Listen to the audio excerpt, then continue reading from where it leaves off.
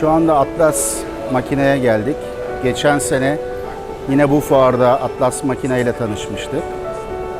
Kendilerinden bir makine aldık ve bu makineyi Bulgaristan'daki tesisimize koyduk.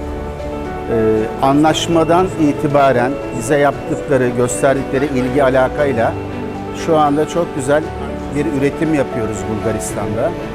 Allah kısmet ederse ikinci hattı da düşünüyoruz. Bir seneden beri makinede herhangi bir aksilik olmadan çalışıyoruz. Gelen ekip, güzel bir ekip geldi. Bize en ince ayrıntılarına kadar öğretti. Kısmet olursa bir sonraki sene bir hattımızı daha kendilerinden alacağız.